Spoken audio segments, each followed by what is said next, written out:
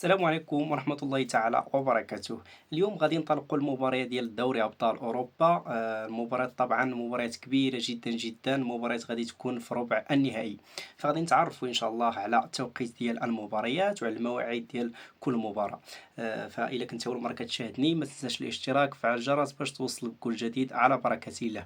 بخصوص المباريات اللي غادي يبداو هذه الليلة، المباراة الأولى غتجمع بين ريال مدريد وبايرن ميونخ. كلنا كنتسناو هذه المباراة جميعا بدون استثناء، سواء المشجعين ديال الريال مدريد او لا المشجعين ديال الفرق الاخرى، لان هذه المباراة صراحة غتكون هي القمة الكبيرة اللي كتقدم لنا المتعة الكروية بكل معنى الكلمة. فكما قلت، لهذه المباراة الأولى غادي تكون اليوم مع الريال مدريد مع بايرن ميونخ، أي نهار 3/7 أبريل 2026. هذه المباراة غتكون على الساعة 8 بتوقيت غرينتش زائد واحد أي توقيت المغرب، وعلى الساعة 10 بتوقيت مكة المكرمة.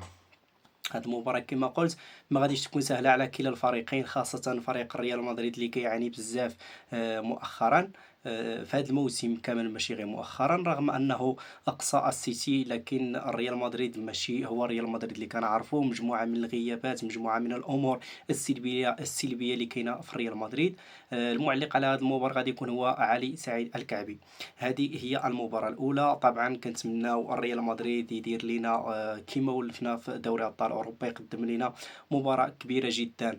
المباراة الثانية غادي تجمع بين سبورتنغ لشبونة وأرسنال، غتكون اليوم، غتكون على الساعة 8 في نفس التوقيت ديال المباراة ديال الريال مدريد، على الساعة 8 وعلى الساعة 10 بتوقيت مكة المكرمة. طبعا باش كنقول 8 راه التوقيت ديال المغرب، أي غرينتش زائد واحد. هاد المباراة كذلك غتكون كبيرة، خاصة لفريق أرسنال هذا الموسم هذا اللي كيقدم موسم استثنائي، موسم كبير جدا.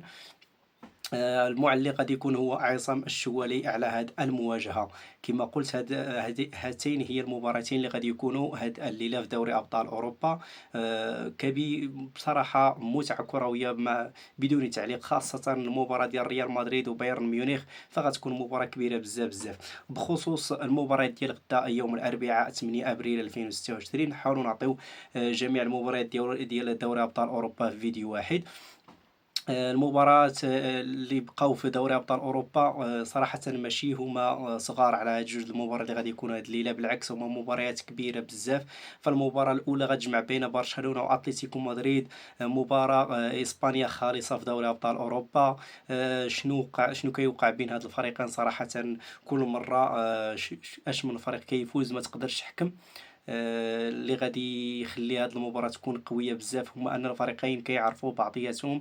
أتلتيكو مدريد كيعرف برشلونة، برشلونة كيعرف أتلتيكو مدريد، فقط مؤخرا لعبوا وغلبت برشلونة. هذه المباراة تكون في نفس التوقيت ديال المباراتين 8 ديال غرينتش على الساعة غرينتش، أي غرينتش زائد واحد، وعلى الساعة 10 بتوقيت مكة المكرمة. المعلق على هذه المباراة غادي يكون هو حسن العيدروس. المباراة الثانية ماشي غير مباراة صغيرة، ماشي غير مباراة عادية، هي مباراة كبيرة جدا. حامل لقب باريس سان جيرمان في مواجهة الجريح هذا الموسم ليفربول. صراحة هذه المباراة أيضا ما كتقلش الأهمية على المباراة ديال الريال مدريد وبايرن ميونخ. غتكون في نفس التوقيت، هي 8 على الساعة 8 غرينتش زائد واحد، وعلى الساعة 10 بتوقيت مكة المكرمة. المعلق على هذه المباراة غادي يكون هو حفيظ الدراجي. فصراحة دوري أبطال أوروبا في ربع النهائي مباريات كبيرة بزاف بزاف بزاف. ما تقدرش تقول هاد المباراة صغيرة على الأخرى. بقاو في الربع النهائي غير الفرق الكبيرة: ريال مدريد، بايرن ميونخ، أرسنال، سبورتنغ لشبونة، برشلونة، أتلتيكو مدريد، باريس سان جيرمان، ليفربول.